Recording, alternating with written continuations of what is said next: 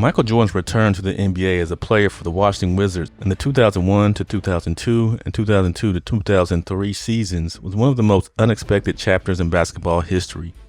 By this time, Jordan was already universally acknowledged as the greatest player of all time, thanks to his 6 championships with the Chicago Bulls, 5 MVP awards, and a legacy that revolutionized the sport.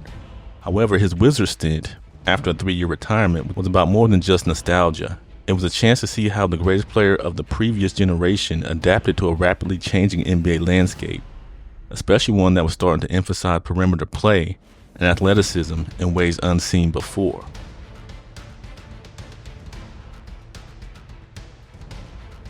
The early 2000s NBA was in transition. The league was shifting from a post-dominant style of play, categorized by players like Shaquille O'Neal and Hakeem Olajuwon, to a faster-paced game featuring versatile wings and guards.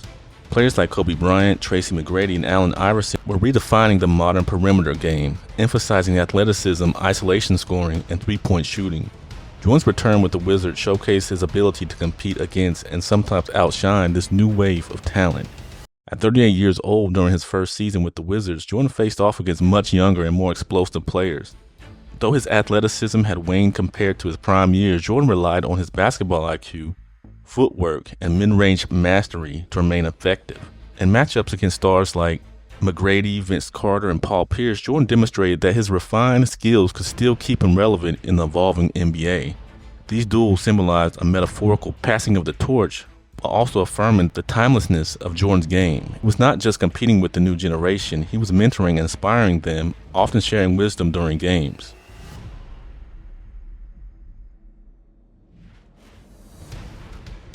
Jordan's role with the Wizards extended beyond his on-court performance. As both a player and part owner of the team, he embodied leadership and ambition. While his management tenure with the Wizards is often criticized for certain personnel decisions, his time as a player showcases his commitment to the game and his teammates. The Wizards were a struggling franchise before Jordan arrived. His presence brought a renewed sense of purpose to the organization.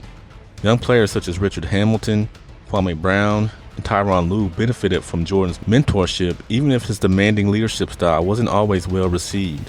Jordan's emphasis and hard work, discipline, and competitiveness left an indelible mark on these players, many of whom credited him with teaching them professionalism and mental toughness.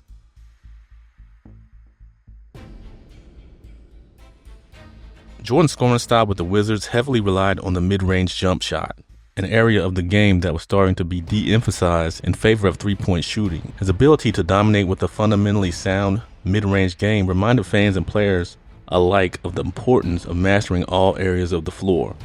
At a time when younger stars were beginning to prioritize high-flying dunks and deep three-pointers, Jordan provided a clinic in efficiency and technique. He averaged 22.9 points per game during the 2001-2002 season and 20 points per game in 2002-2003. Remarkable numbers for a player in his late 30s and 40s. Jordan's fadeaway jumper remained nearly unstoppable, proving that skill and precision could offset declining physical attributes.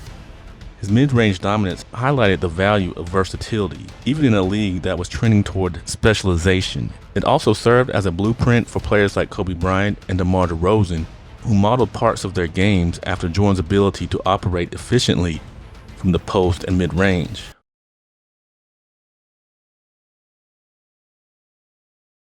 Jordan's presence in Washington was also significant from a business perspective. By 2001, the NBA was already a global phenomenon, thanks in large part of Jordan's earlier success with the Bulls. However, his return as a Wizard reignited worldwide interest in the league. Merchandise sales soared, ticket revenues increased, and television ratings spiked during games involving the Wizards. Fans across the globe tuned in to watch Jordan one last time, ensuring that the Wizards were among the most watched teams in the league despite their modest success on the court. Jordan's return also provided a platform for the NBA to showcase its new generation of stars. Games featuring matchups between Jordan and players like Kobe, Iverson, and McGrady were must-watch events, bridging the gap between the league's past and its future.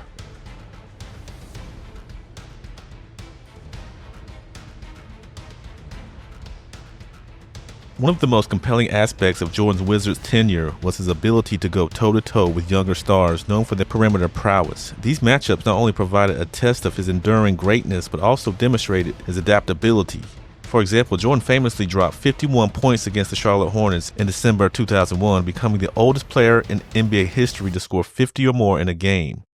In a league increasingly defined by athletic wings, Jordan showed he could still dominate. His ability to read defenses, create space, and exploit mismatches made him effective even against players who were faster and more athletic. Jordan's defensive instincts also remained sharp. Though no longer the lockdown defender of his Chicago days, he still had moments where he contained younger scorers and forced them into tough shots. His anticipation, positioning, and competitiveness made him a formidable challenge for even the league's best perimeter players. These players would later become foils to the one that often gets compared to MJ in what we call the GOAT debate. And seeing them rival Mike at an older age, and then seeing a young LeBron have to mature into besting some of these guys, just shows you how good an older Mike really was.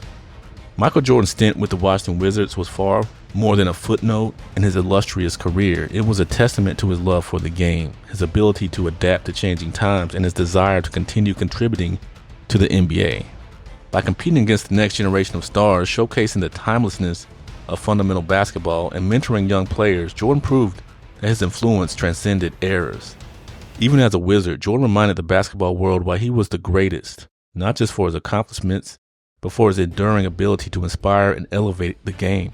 His time in Washington remains a compelling chapter in NBA history, illustrating how one player could bridge the past, present, and future of the sport. Thank you, and if you're feeling generous, please like and subscribe to the channel. On the way to 2,000 subs, can't do it without you guys. Thank you for watching, and be back soon with more content.